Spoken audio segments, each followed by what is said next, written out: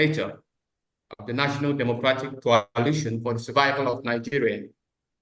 He is also one of the champions of the Free Nigeria Movement, a coalition of civil society groups, youth, women organizations, which held about 70-day protests against the outcome of the 2023 general election. Besides this, he's also an author. In July 2023, Dr. Moses Paul published his book, a classic, The Nigerian Dream and the Pillars of Truth. And in that book, he expanded upon this notion of truth, saying that truth is not a relative thing as many people believe. I have my own truth, you have your own truth, but that is not true. Truth is absolute. What is true here must be true elsewhere. So in that book, Dr. Paul makes us to understand that Nigeria, for it to progress, everyone must go into himself and then redefine the concept of truth. So Dr. Paul, you are welcome to this program. Now, the elections are over, but P2B is still going about here and there, doing wonders. So, but the Obidient movement practically is over. But let me ask you this question. Do you think that the Obidient movement failed? Because the main objective of the Obidient movement was to install the ex-governor of Anambra State into power as the president of Nigeria. But that did not happen. So many people said, and are still saying, that the Obidient movement failed in its immediate objective.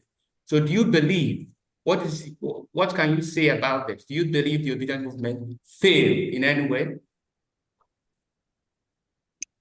Thank you very much. And it's a privilege and an opportunity to be here to share deeply with the Nigerian people. A people that I believe are one of the most resilient, strongest, smart, intelligent, courageous people on the face of the earth. I've been to several African countries, I've traveled around the world, and I've lived over 4 decades in this country called Nigeria. I was born in Kaduna. I've lived in practically every city in Nigeria I've been. And so I have a background about Nigeria. As a PhD in environmental resource planning, I understand the geographical template of the country. As a social activist, a politician, and an author, and one who has traversed the entire country, I can tell you more about the country.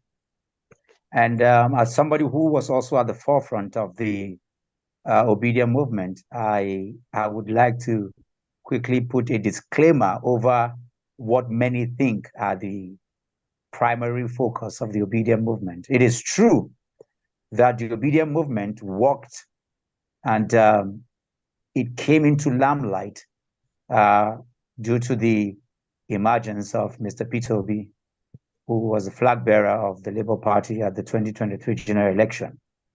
However, the core value of the Obidient movement, which is rooted in the principles of Mr. Peter Obi, which has to do with integrity, loyalty, discipline, justice, fairness, equity, all of those values that Mr. Peter Obi epitomizes, which is the core and the value that drives the Obidient movement, go far beyond just the cycle of elections.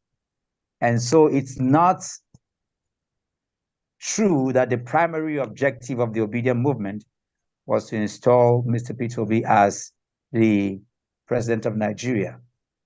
Because Mr. Peter Obi himself prides himself that he is not desperate to be Nigeria's president, but he's desperate to see Nigeria work, which primarily summarizes the core values of the Obidient movement, is to see Nigeria work.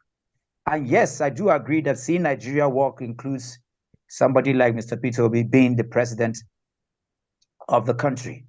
And so I will tell you here that the energy and the essence of the Obidient movement, like we saw during the 2023 general election, is an evolution of energy of young Nigerians, in quote alike, those who believe in the essence, who believe in the supernatural and natural destiny of Nigeria, who believe that Nigeria is one of the greatest nations on the face of the earth, who believe that true and best of Nigerians must lead the rest of Nigeria. And so I will tell you that the real work of the Obidient movement is just about to begin. It hasn't even started yet. What we saw at the 2023 general election was just an icing, is just a tip of the iceberg. If you look at the ANC movement in South Africa, it took about 87 years before Mandela became president. They, like you rightly said, the Obidient movement just emerged into the scene, as an entity in 2022.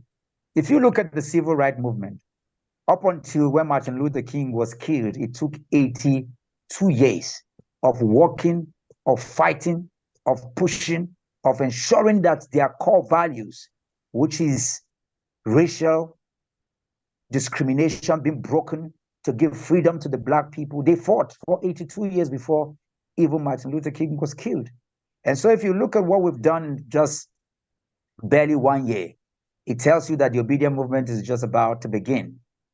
Those are the core values, and those are the primary, what you call mandate of the Obidient movement. So it is not true that the Obidient movement is finished or has failed. If anything, I think it surpassed what it set itself to do in just that short time. And that's why we can all see, as a champion and the leader of the Obidient movement, immediately after the elections, Mr. Peter Obi has been all over the world trying to galvanize, trying to strengthen, like an evangelist, like a malam, like one who is globetrotting, trying to ensure that the energy of the movement is preserved and fanned, and they never lose focus and sight of what the primary objectives are. Because cycle of election is not enough for a movement. I think the Obidient movement is the best and highest thing that ever happened to the Nigerian, community. It's the best thing that has happened to Nigeria as a people, because up until 2022, 2023, all we have always known are just political parties who just win elections and share resources across board. But now a movement is born, a movement that is anchored on principles of ideology. Ideology was what helped South Africa. Ideology was what was embedded in the civil rights movement. When you look at the Nkrumah movement and you talk about the Mahatma Gandhi movement that spans decades and years, it's likened to the Obidient movement. I remember I accompanied Mr. Peter Obi to Ghana on the 7th of January this year. And I saw people from Zambia, from Kenya, from different places who came and said they were obedient in the different places. As a matter of fact, what is happening in Kenya right now is as a result of the Obidient movement. What we are seeing in Senegal and other countries as a result of the galvanization of the movement that is championed by Mr. Peter Obi, which is the Obidient movement. It was important to lay this clarification and this basis and to put this fundamentalism in terms of what the Obidient movement represents. It's an energy, it's an essence that is driven to ensure that we have good governance, that corruption, ineptitude, inefficiency, ineffectiveness of all the frontiers of governance in Nigeria is completely removed. And until that is done, the value, the vision, the mission of the Obidient movement has not been completed. All right. I love what you said about the principles or the substance of the Obidient movement, which is anchored on the principles held by Peter Obi as a person. Okay, unlike other politicians who believe in wastefulness, corruption, nepotism, Peter Obi has an unorthodox style. And that's where we should focus on. And that's why people across the country are, are behind him. For example, he talked about integrity, honesty, probity, humility that P2D epitomized. So I think that that's a good point. But what do you think were the greatest impacts of the Obidient movement so far? What were the greatest impacts they had between 2022 and 2023? You know, some of the greatest impact of the Obidient movement is that they changed the status quo of how politics is played in Nigeria. For the first time, and for somebody who just came into the presidential trail for the first time, and we have to look at this in context. And I speak primarily by the data that is given by INEC, not even the real data, because some of us know what the real data are.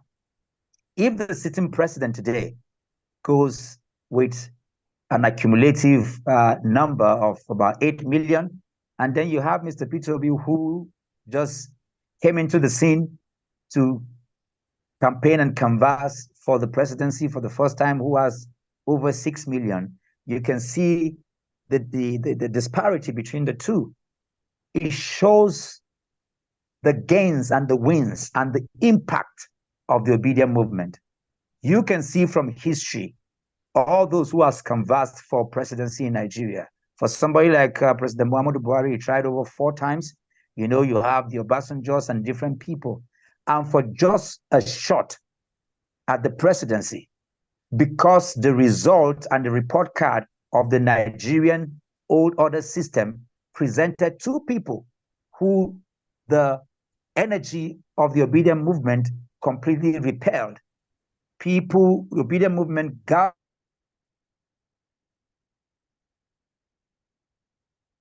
galvanized their energy. We're talking about new cross-board their ways, who took out their money to campaign. It has never been done in the history of Nigeria. They're serving for presidency, who and the tool that they are using. This impact has changed the landscape of how Africa from a template. Yes, biggest impression of the Obidient movement.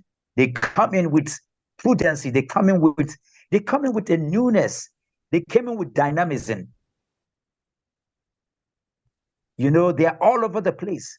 For the first time, you have from professor to the cobbler, the market woman, to the pure water seller, the granite seller, the carpenters, the doctors, students, mothers, fathers, farmers. People are cross-board, galvanized. That is a change of status quo. This and many more are some of the impact of the Obidient movement, far beyond the parochialism of religion, of region, of ethnicity and tribe. They came together by a shared common purpose, putting Nigeria in the front burner, irrespective of anything else. These are the imprints of the Obidient movement. Now, thank you very much for that contribution, I mean to say. You know, whatever has an advantage must also has a disadvantage. Now, let me refocus your mind on the issue, or let me say one of the issues, which is that political party is a very important platform for anybody who is contesting or who is desiring to become a president of Nigeria. And so many people believe that one of the reasons why P2D did not succeed was because he failed to go down to the grassroots. Just like other parties, PDP, APC, had structures, well-built structures across Nigeria. But the Obidient movement was seen as just noisemakers. So let me ask you this question. What do you think went wrong in the time of the Obidient movement that you would like to correct in the coming 2027 election? What are the things, the negatives the odds that you would like to correct, or the things that be absent that you would like to institute in the coming times. So we're not talking about Again, I'd like the state of affairs of the Obidient movement, how to remobilize. Again, I would like to debunk another popular opinion or another popular notion that the old order, those who continue to manipulate the indices and data and opinions of Nigeria continue to use. When they want to rig, they put up a philosophy, a popular opinion about a particular movement just to ensure that they carry out their agenda. Just like people will tell you that northern Nigeria is just one tribe, maybe Hausa or Fulani. They will tell you that northern Nigeria is just Muslims, but those data are completely wrong. You know, just like some people will tell you that the problem of Nigeria is Christian or Muslim, or the problem of Nigeria is Igbo or Yoruba.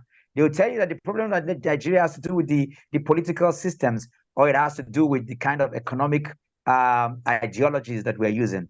All of those are the things the enemies of Nigeria continues to put at play so that they can continue to rig and undermine who we are as Nigerians.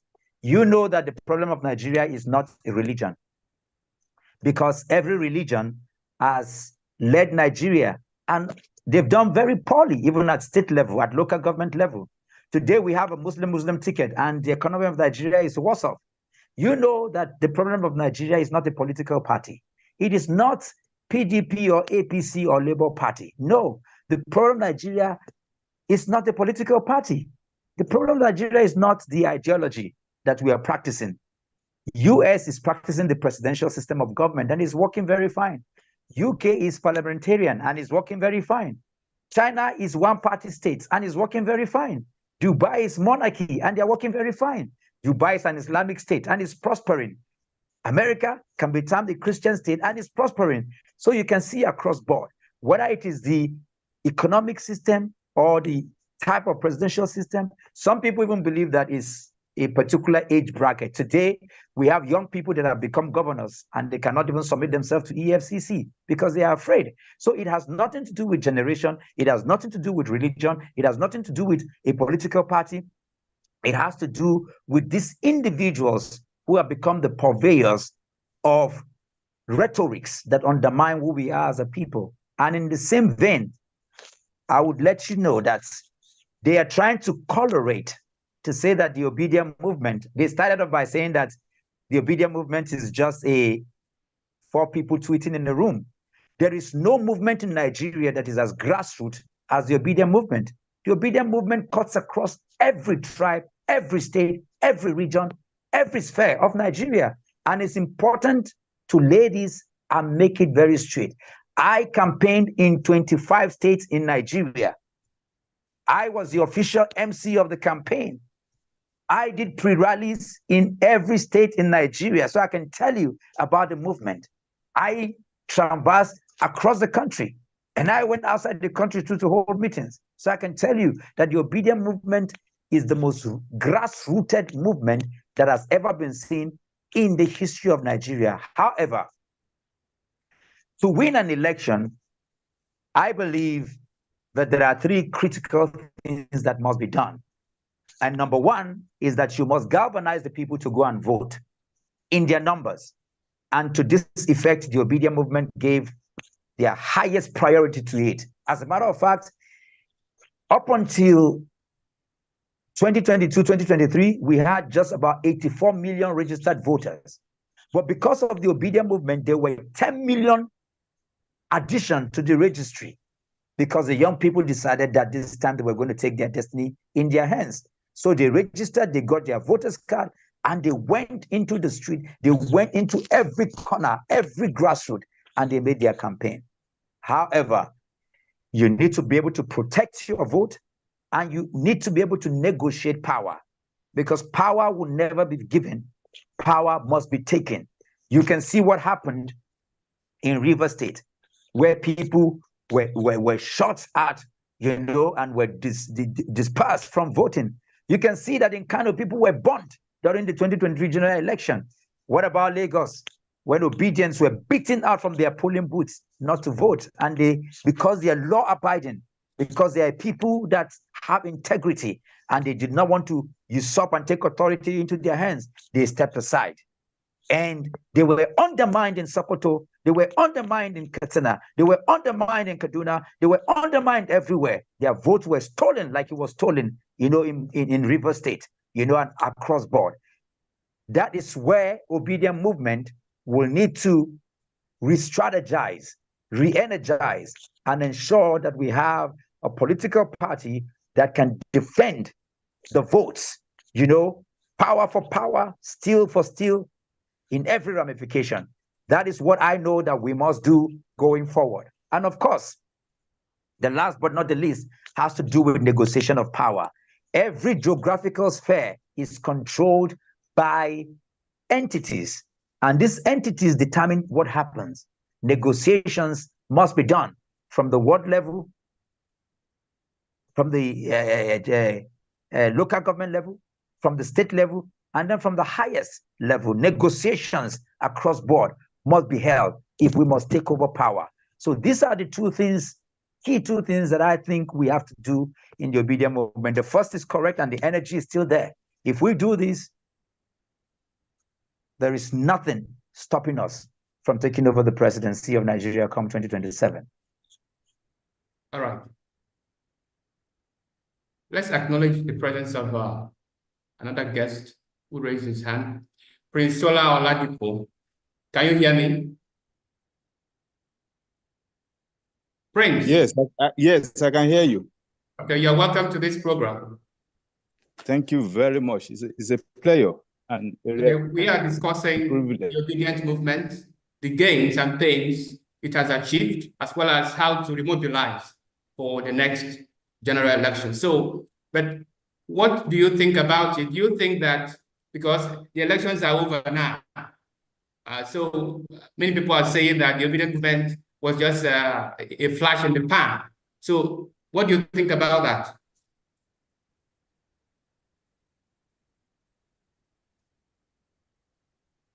Of course. Thank you for the privilege. From Kwara State. Hello. I happen to be the convener and promoter of. Please turn your video on. I want to see you. Hello? I mean, you should turn your video. Can I see you?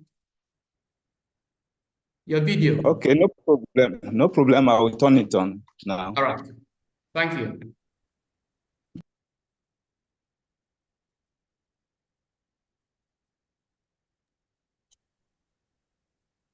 Yeah. Can you see me now? Right. Yeah. Go Thank you very much. Yeah. I'm Shola Oladipo by name. I happen from Kwara State. I happen to be the convener and promoter of Kwara Obidient. Yes, it's a privilege to be on this platform and in fact to share it with Dr. Mo and other distinguished Obedients here. Yeah, remobilizing Obedience. I will ask questions, I will also contribute. Let me ask Dr. Mo. I just thought of it this morning. What I would like to know is views regarding launching a website to capture Obedience worldwide. That this will be in respect of registration, which can further help in terms of mobilization, harmonization, structuralization, and of course, in administration of Obedience. I would like to know his view in respect of this. One, that is on the one hand, and of course, as we all know, Obedience have grown. It's a global phenomenon. So it has gone beyond a flash in the pan. It's no longer three or four people tweeting in a room. So it's a phenomenon. So and of course we've got to re-energize. We've got to remobilize for the task ahead. So it's the essence of action. So we just have to get that done. And of course, going forward, it is also very critical for us to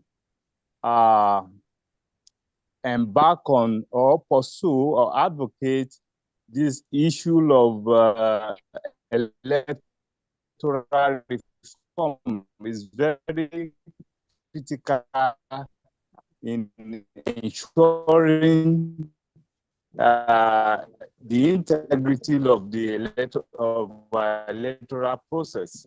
We could see the example of South Africa. They had a history election. They didn't have any experience of technical glitch at the likes. The voters, suppression and elections. These are some of the things we have to factor into to pursue it very aggressively, because as it is being said, power is not served, in any restaurant. So we've got to remobilize. We've got to, strategize, very, very aggressively going forward, because it is not served. Power is not served on or gotten on the platter of the food. Thank you. Let me get the views of Dr. Mode before we go ahead and move on in the discussion. Thank you. All right, sir. Dr. Moore, are you there? Yes, I'm here. Thank you, President Shola. Thank you so much for being here and lending your voice. As regarding the platform to help in terms of registering to ensure that we have our data in place. I think that in 21st century, this is something that should have been done much long ago, because I know I'm privy to the fact that several proposals were made even prior to the 2023 general elections. But for one reason or the other, that wasn't carried out. And I think it's very important for us to know, because like I said earlier, if we have a database, the world has moved. The world is about data. Population size is about data. Everything is about data. The timing that you logged into this space, the timing that we're going to spend, the imprint of time and life is all about data. And it's almost, unbelievable that we're just having to talk about database now for a movement that is data driven. If you go on X today, as we speak right now, the Obidient movement, they are holding forth since the election till this present morning. They are holding leaders accountable across board. Mr. Peter Obi, the leading opposition leader, is holding leadership accountable on every level. This is what it should be. By now, we should know who we are as Obedients. We should know how many million Obedient are in Kwara, are in Sokoto, are in Kaduna, are in Lagos, are in India, we are in Anambra. We should have scaled down to know those who are in the UK, who are in the US, and in different places, since it's a global. We should know Obedience in South Africa, in Ghana, in Kenya. Because with those data, it will be impossible for us to be rigged out. If we know that we have 20 million Obedients and they all have their PVC, even before INEC releases its own results, we can see our results in our own portals. This is 21st century. When you send money to me, I don't need to wait for you. I have my phone to receive, because it's digital imprint. And well, even though it's late, it's a welcome idea. And I think that should be done ASAP, because that's where the world is right now. We saw what happened in South Africa with their voting. They didn't have any glitches. The UK just finished their elections. The US is gearing up for their elections. We can't always be taking the back seat when the world is moving forward. So I think it's something very important. It can also help. You can see that COPDEM is having this meeting right now. We are not physical, but we're here having this meeting. That is the opportunity that we have been given in the 21st century. We can maximize it and we can have maximum input, both as a party and as a movement. So, Prince, I hope your questions have been answered. Yes, well answered. Thank you, Mr. Moderator.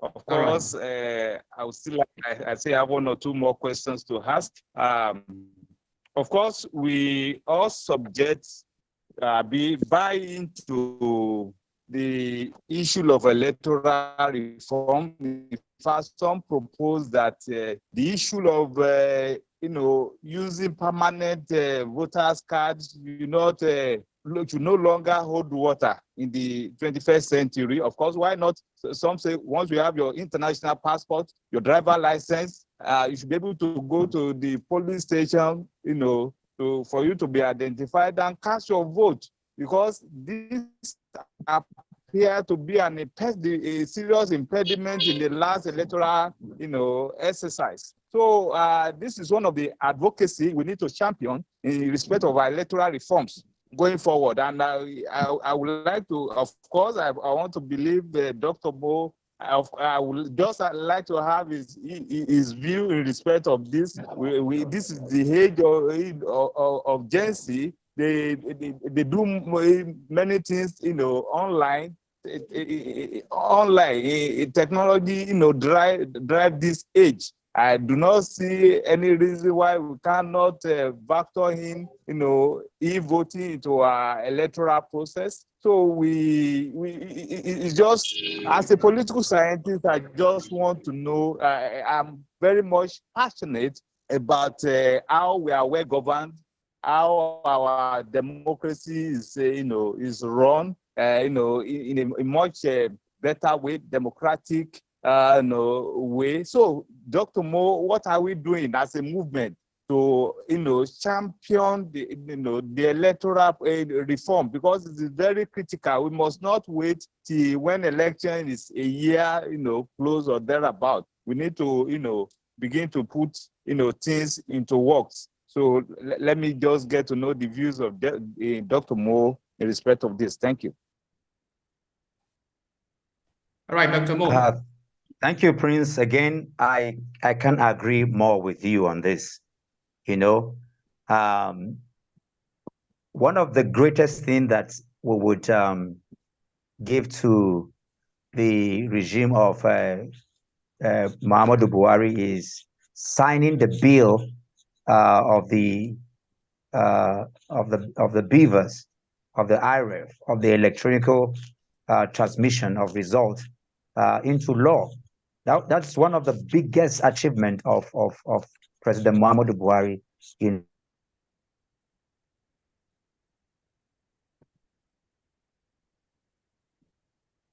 the network.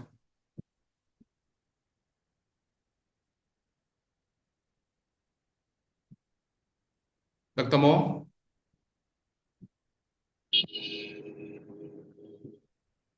All right. While waiting for him, Prince. Yes, I'm with you, sir. All right. So you were talking about electoral reforms. Yeah. Right?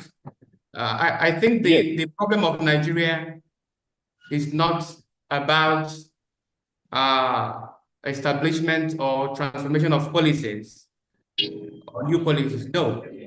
The problem of Nigeria lies within the political will. I think our political leaders have the political will, because every Nigerian was so much hopeful when the act was signed. We are hopeful because we thought that the introduction of this electoral act, the beavers of the thing and all of them would ensure or would prevent any form of electoral malpractice. But do you think that really happened? Okay, you are talking in respect of political will, right? Political will, distinct from policies and electoral reform.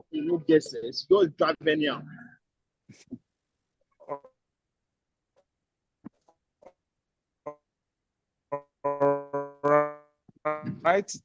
Thank you very much. There are times whereby the political class may know what is right, but they wouldn't want to do it. So the citizens, have got the right to, demand this and push for it. So as we all know, sovereignty lies, in the people. So in as much we know what we want, what is good for us, we just have to demand it from the political class and get it. Look at what is happening in Kenya. They don't like the way they are being governed, so they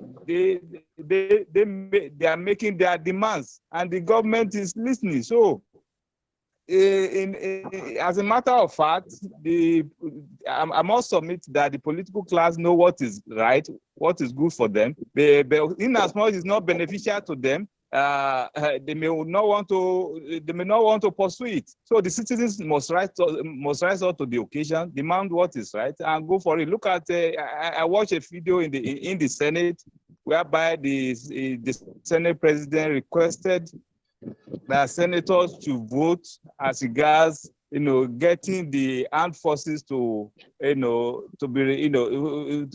getting the senators to oversight on the armed forces, for them to expend their budget on what is beneficial to the forces, and not to divert such to building of tertiary institutions. And they eventually voted against such. You can imagine that. So the citizens need to begin to demand good governance. They need to demand justice. They need to demand fairness in the way they are being governed. So this is my submission in this regard. The political will may not always be there, though they know what is right. So the citizens must rise up to demand.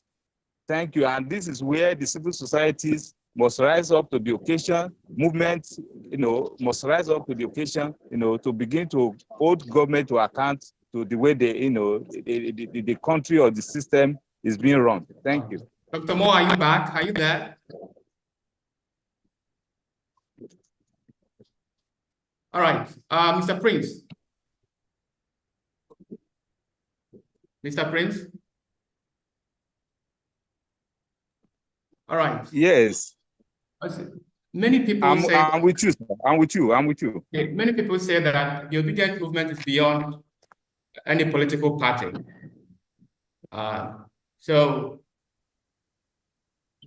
And that means that if B2B were to move to a different party other than LP in 2027, let's say he returns to PDP in 2027, do you think the Obidient movement, the people that were behind him in 2022 will still move towards him when any party he goes? Yes, of course. The political party is just a vehicle to gain political power.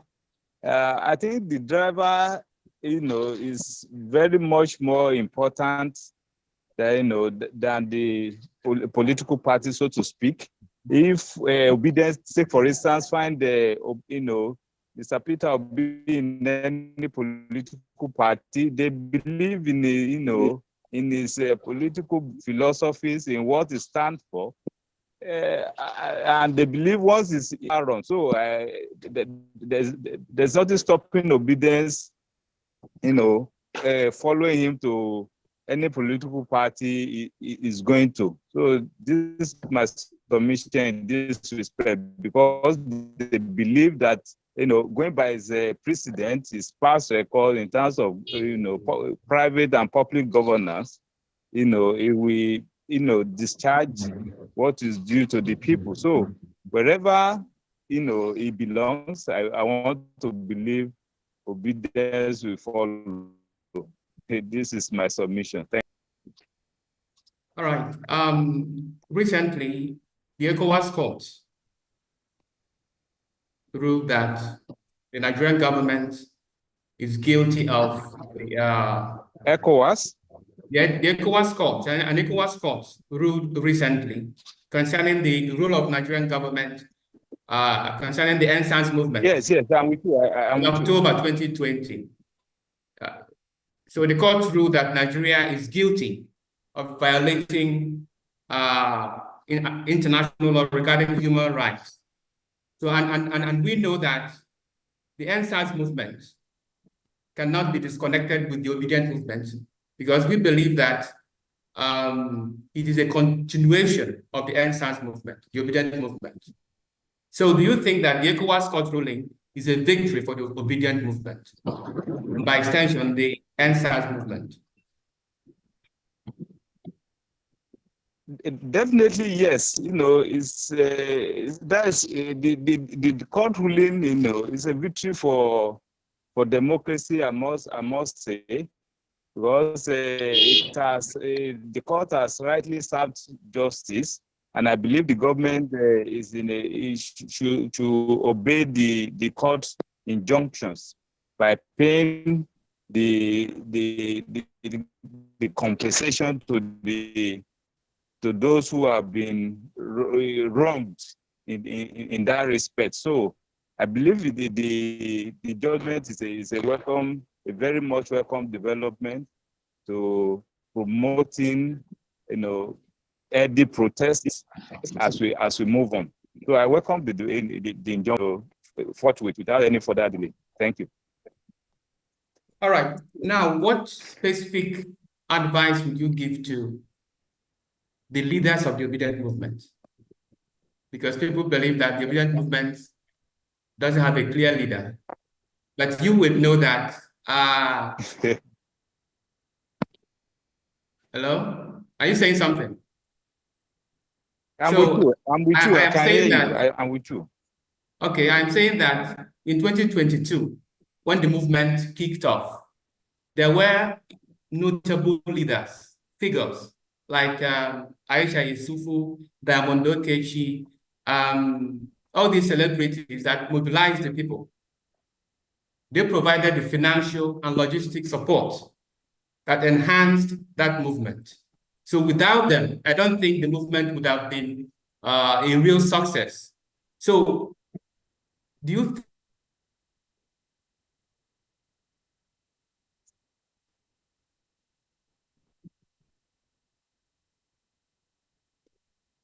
do you see that kind of degree 2027 election?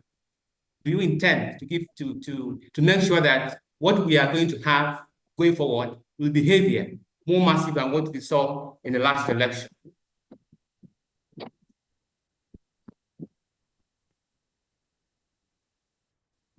Okay, thank you for the question.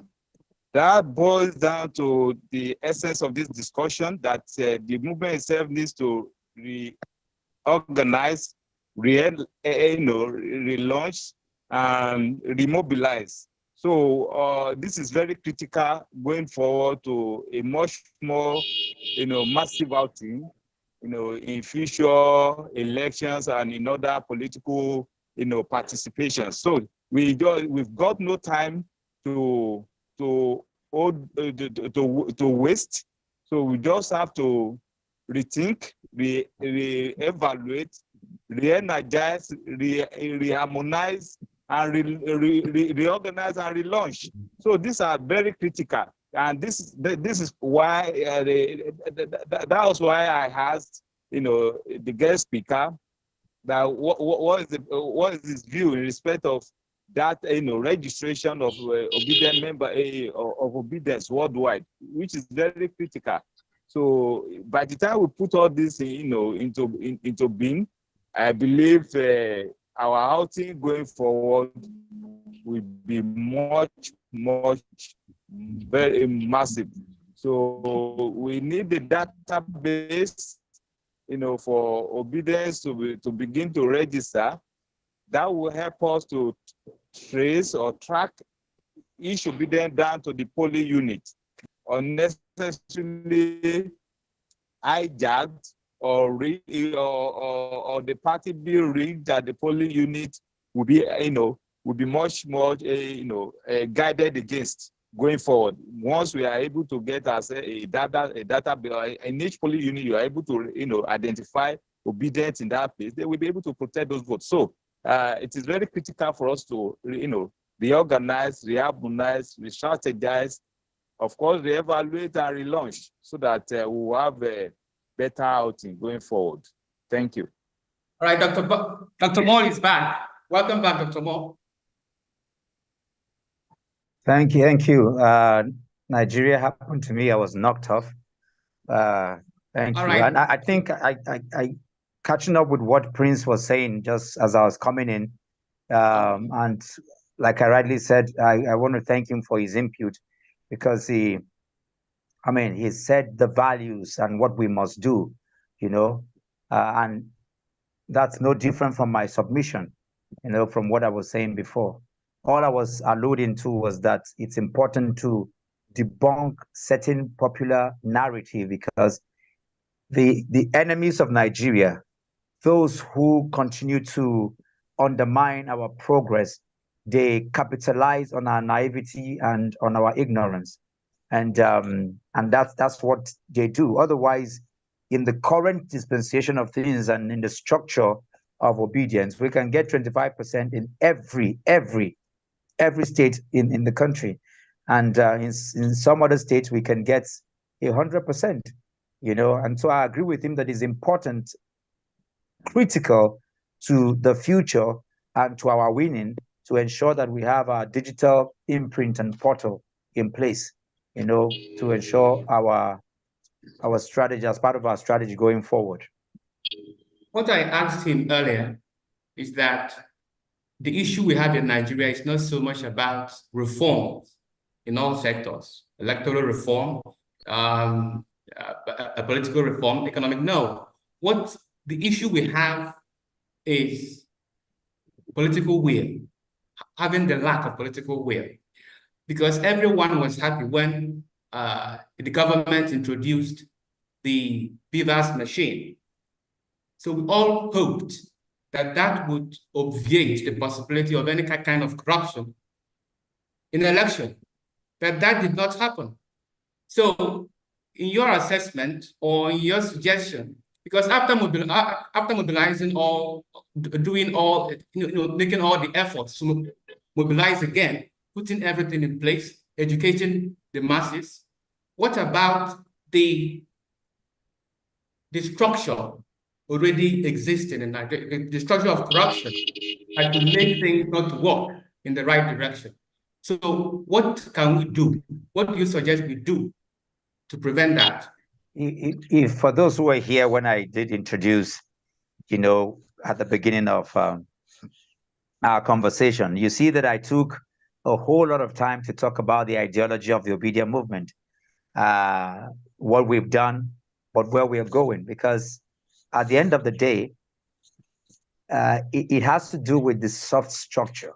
And like you rightly said, we can see the result of from Rivers State, where they said PDP swept 25% of the local government elections. Of course, there was no election. Of course, there were no materials. Of course, they were written. Of course, it was rigged. This is what we continue to see.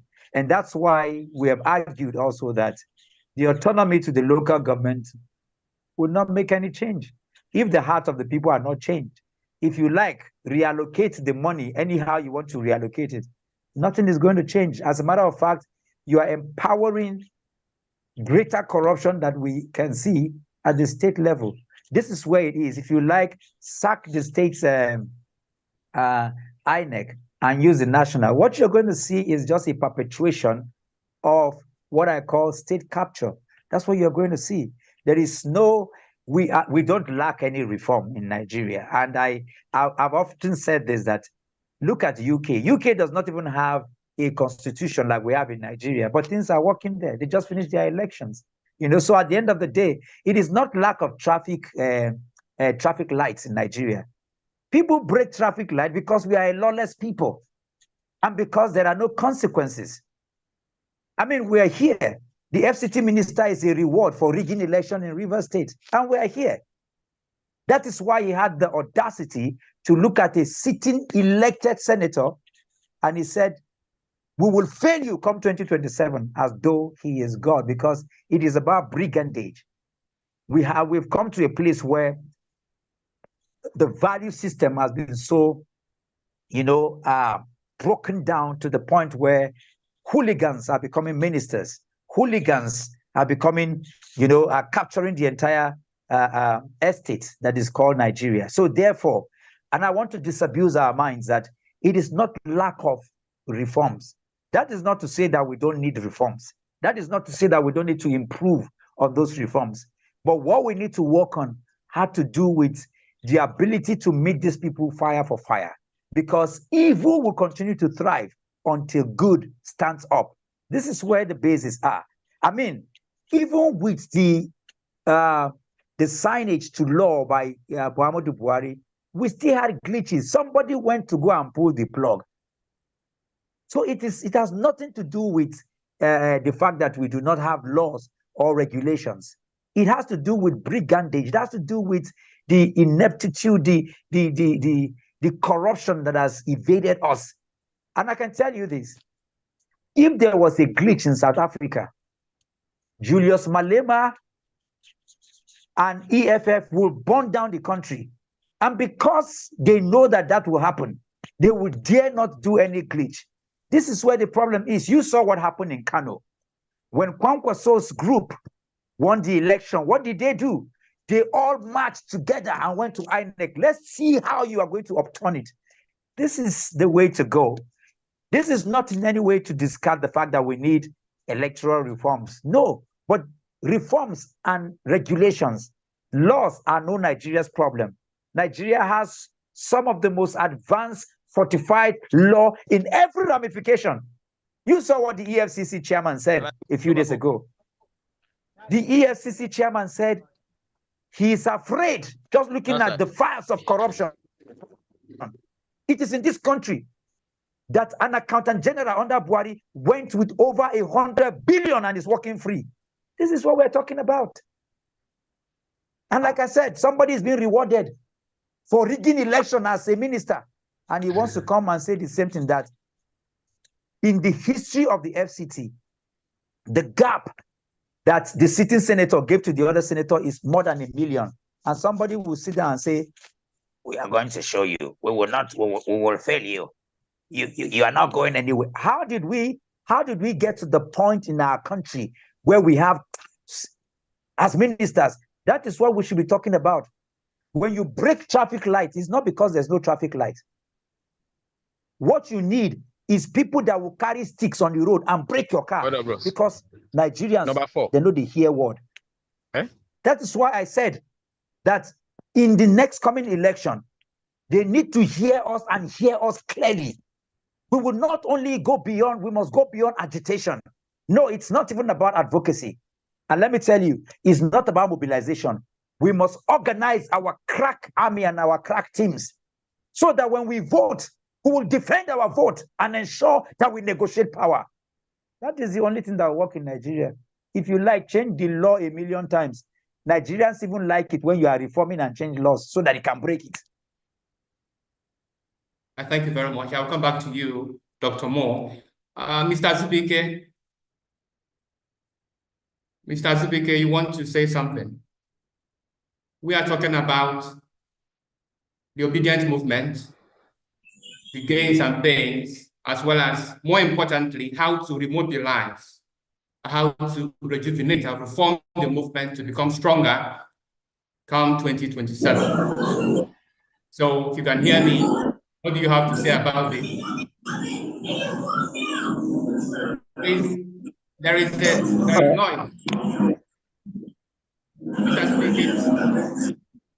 Yes, I'm trying to.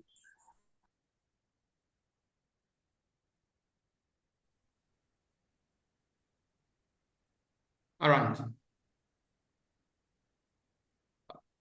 All right. If there's any question, you can ask. Anybody with a question? Yes, thank you very much. Oloye Adegboyega Adeniji is my own name.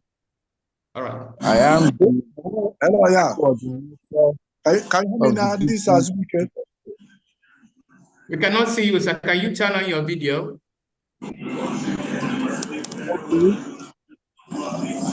Turn on your video, sir.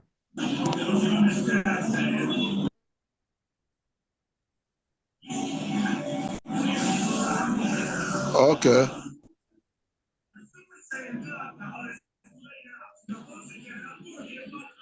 Yeah, can you see me now? Can speak on. All right, my name is Azubike. I'm speaking from Oka, Anambra State. I think I met Dr. Mo last week at Enugu during the Mrs. Ekweme's birthday. My contribution here is that I somehow support the position of Dr. Mo. First, nobody goes into the house of a mighty man without first of all binding him. Next year election will be the one that you need to bind the mighty man. So we're going to go with the good, the bad, the ugly. Voting people are going to vote for people.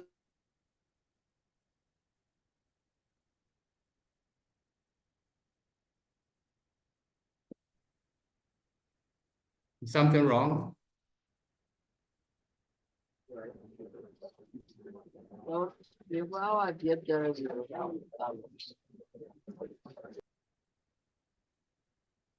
Mr. Dr. Moore. I think his network is glitched.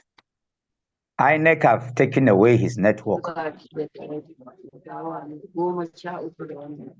Sorry, I don't know what happened. Voting people are going to vote for digitalization. People are going to mobilize. Well,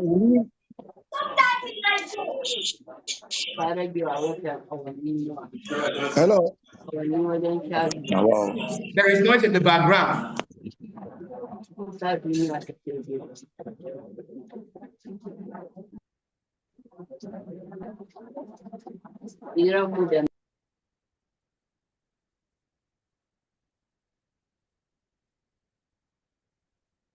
I think not speaking. Dr. Moore, there is a question for you here. Please, before Dr. Moore comes on board again, let me quickly address the issues at stake. Please, Mr. Okay. You can speak on now. I can see you. Oloye Adegboyega Adeniji is my name. I am the Big Tent coordinator in Lagos State and the coordinator of volunteers for fundamental change. You see, we don't have to wait till 2027. It is now that we have to establish the fact that Nigerians will not take any more nonsense from those who have been able to capture power, especially our legislators. We need to recall them, anyone that refuses to abide by the will of the people. And we itemize our demands as Nigerians. Because if we wait till 2027, we will miss it. So we itemize our demands and put it to them. Any of them that does not comply or ready to push it and make sure it is passed in law, we recall him. We have people in everybody's constituency, every legislator's constituency. So this is now that action must start to sanitize those who are opportune to be in leadership position. You see, yes, we have to give it what it takes. In 2023, in Lagos State, after the presidential election, that Labour Party won massively, I told them, look, this governorship election, we have to give them fire for fire. They say, no, they have security. They didn't have any security. They just messed everybody up. If we had faced them with their own people, they divide them. That is what happens. You divide the rascals. You pay this, which we pay that. They face each other. They say, look, let the issue go. We won't kill ourselves. That is what they need. Because these people, they told you, grab, snatch, and run away with our ballots. And you leave them. And you are now going to court. Which court?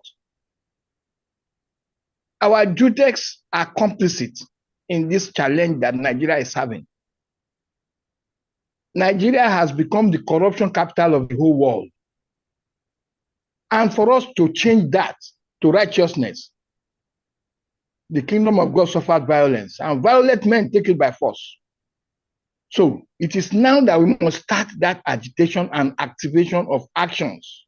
We must be able to sanitize leadership. We cannot continue to be corrupt and we leave them and where everybody is going on his own. Everybody is looking for what to eat. Eventually, they will give you palliative. Nonsense. So let us start that action. We are moving ahead to initiate the process of recall after they refuse to take necessary action in the legislature, especially the National Assembly, to effect fundamental changes in the interpersonal and intergovernmental relationships in Nigeria. Thank you very much.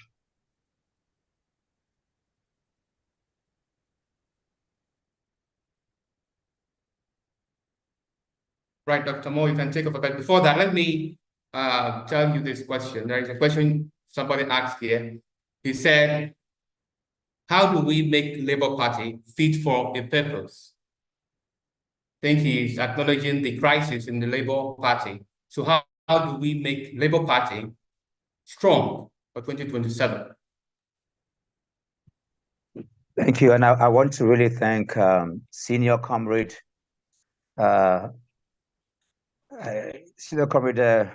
Oloye. Thank you for that submission. And I totally agree with you. And because this is a live and a recorded space, there are certain popular opinions and notions that we must always keep debunking because there are agents of negative, evil rhetorics that we have to keep debunking as we go. Those who want to visibly divide us along the lines of tribe, especially religion and region. You made mention of Lagos. Mr. Peter Obi and the Obidient movement beat the Jagaban of Lagos State with over 1 million votes and with a landslide vote.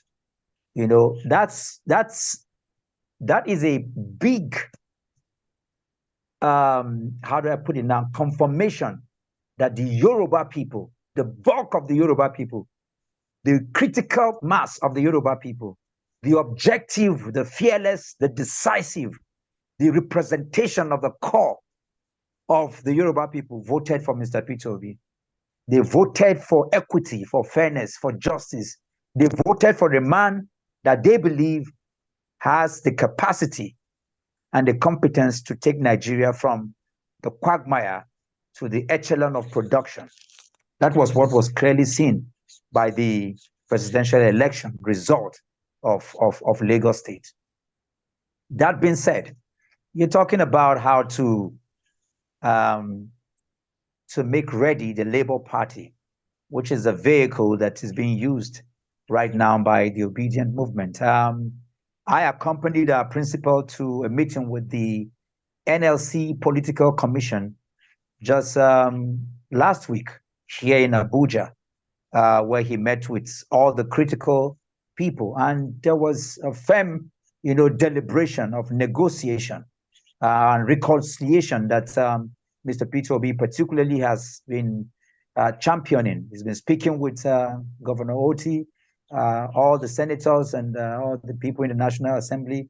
He's been talking to the leaders of the Obidient movement as he's talking to, the Labour Party, as it were, right now, and to ensure that we galvanize very quickly and have a vehicle ready for the election. It's going to take time because it's negotiation and it's ongoing. There will be no need to preempt what the outcome will be. But one thing is certain, that like he said in his tweet, that he's going to hold a next meeting that will incorporate more perspectives, more stakeholders, so that they will come to a perfect renegotiation of where they are right now. That's the best way, I think, to go about it. And he's clearly doing that. You can understand, and I say this very jokingly and also very positively, that for those of us who pride ourselves as the Obidient movement, if for anything we're just activists, because for us, we just want to see a new Nigeria. We have zero tolerance for anything that is not pure, anything that is, we are purists. We just want to ensure that we have our way in whatever we want to do. But as we keep growing, as the movement keep evolving, just like I said during my introduction, when you look at the ANC was a radical activist movement. And that's why Nelson Mandela was locked up for 27 years, because they were very radical. But you can see that it continued to evolve and evolved up until 87 years before Mandela became president. Mandela didn't start the ANC. And also when you look at the civil rights movement too, the same thing, they say a maturing that continues to happen. I believe that the Obidient movement is also maturing and understanding politics. And sometimes you have to negotiate even with your enemy, because the best thing you can ever do is converting an enemy to a friend. And in the political terrain, and especially in the dispensation of democracy, there has to be interplays. And so we need people like Comrade Ikenna, people like Comrade Oloye, that spoke right now, who understand the terrain, who understand how to deal with the enemy, and who understand how to win the enemy. We're going to be listening to them, and understand how to deal with issues that are within home as different from issues that are outside the homes. I was speaking to one Obidient today that was very bitter over financial misappropriations, according to her. And I said, when you look at the interplay of things, yes, you're very aggrieved about certain things, but this is something that can be solved inside. As much as the fact that we have problems with the Labour Party is inconsequential as compared to the issues that are going with the APC and the PDP. And so we will continue to mature, continue to negotiate, continue to grow in our political perspective. And you can be rest assured that with the leadership of Mr. Peter Obi, it's just a matter of time. But I do agree that as quick as possible, we need to put our acts together, both as a framework for the Obidient movement and a framework for the Labour Party, so that we'll begin to make way for 2027. And our principal is right on top of that. I appreciate you, Dr. Moore.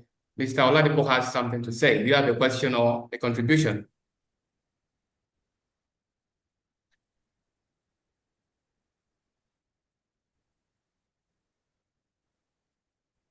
Mr. Oladipo? Yes. Just by way of contribution. Yes, I'm with you. Thank you very much for giving the mic.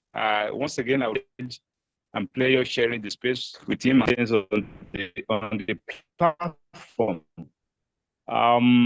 By way of further contribution, I would just like to implore Dr. Moore to suggest to our principal the issue of Obidient movement website to capture data, across board, globally. That will help us, with the question of, reharmonization and remobilization and relaunching. It's very critical going forward. As far as I'm also concerned, I would like to submit that politics, for me, is a per second activity. It doesn't go to sleep. As we speak, decisions that directly and indirectly affect us as citizens are being made, on a hourly basis, so to speak.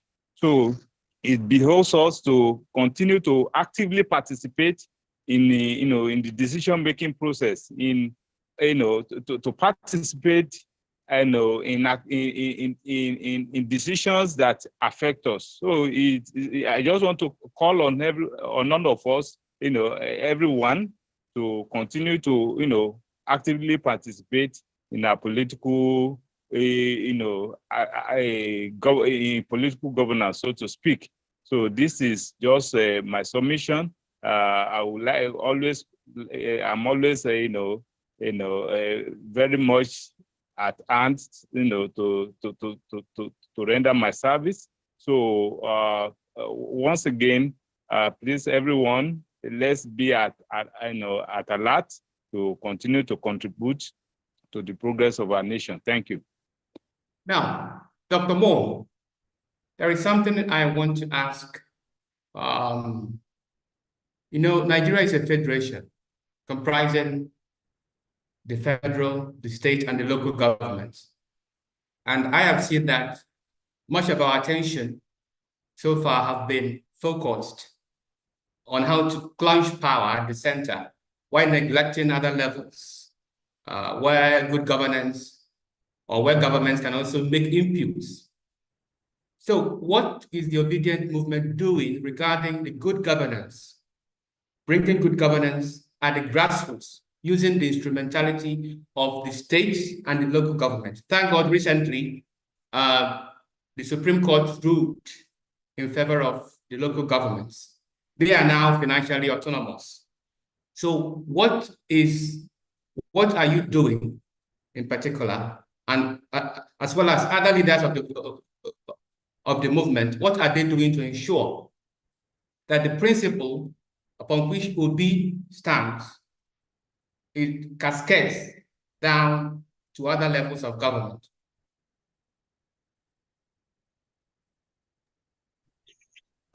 Yeah, and in response to Comrade Prince, I can assure you that what you said is well noted. As a matter of fact, we've that is on the front burner regarding the platform that should be put in place for all Obedients to be registered, globally and also nationally, state-wise, and down to the world level. That would precede the framework that is being worked on. And I can assure you that there are, meetings going on, and once it's time, it will be made known to the public as concerning that, because it is key to ensure that we have that. As regards to your question, I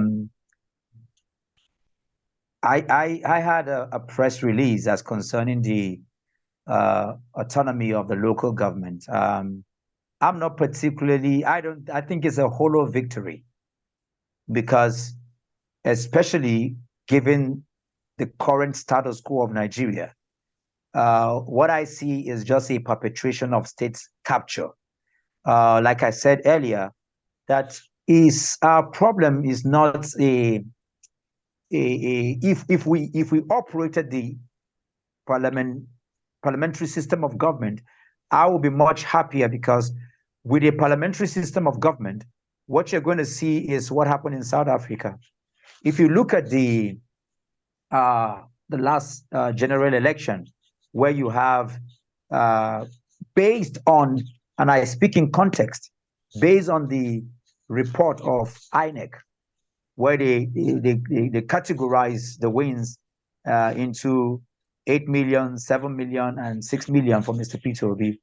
If you look at the percentage, it means that President Bola Ahmed Tinubu had about what, maybe 40%, and then you have Atiku Abubakar, and then you have about 28 for Mr. Peter Obi. What would have happened in that regard in a parliamentary system of government is that all these three people will be, they will matter.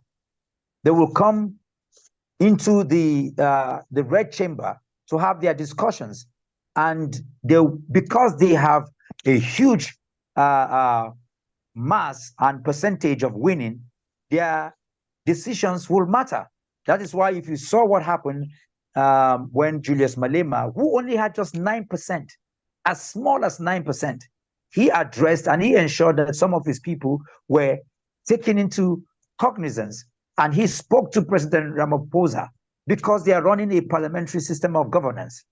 A country like Nigeria, where our value system has been completely suppressed, completely, kind of removed, what you would need is a parliamentary system of government where people like Mr. Peter Obi and Alhaji Abubakar Atiku will have a big say in governance and what is going on. But when you have the kind of presidential system of government that we run, where the winner takes it all, I can assure you that what you're seeing with the local government is just a perpetration of state capture. And so it's very dangerous because at the end of the day, like I said, it is not just reallocation of resources. The same way they snatch, they grab and run away, is the same way the local government will snatch, grab and run away. Because that is not the crux of the matter. What we should be working on is to ensure that we have a credible and equitable, a transferable, a clean, free and fair election. And if we had that at the top level, it will flow down to the grassroots. Anything other than that, we're just perpetuating brigandage. And it is the reason why an FCT minister will come and sit here and tell a sitting senator that we will not allow you to come back. It is that. That is what you are going to see even at the local government level. So it is not even something to celebrate. There are more intricate issues that we need to deal with. And that's what I know, and I believe, as concerning that regard. If Peter Obi were to move to another party before 2027, do you think the Obidient movement would follow him? Because it is believed that the Obidient movement is beyond political parties. What's your thought on that? I would encourage everyone to go to the Labour Party X platform and see when they posted they said they're trying to put up a new portal where people can register across board. I want you to go there and read the comment, and then you would understand where the people are. There are Obedients that we know, like those of us here on this platform. The bulk of the Obedients, you don't even know them. Many of them are in Aso Rock right now as we are speaking. They cut across board. And it is just because Nigeria does not have independent candidacy. But even with that, go to the comment section and look at what they're saying. If Mr. Peter Obi moves anywhere, the whole Obedience will move. It's not a question to be asked. It's just a reality. So it's not about what Dr. Mo's view. It's just what the reality is. All right. Thank you very much, Dr. Moses Paul. It has been a wonderful time with you. We wish you come back again next time. Thank you very much. Thank you, and God bless you. All right.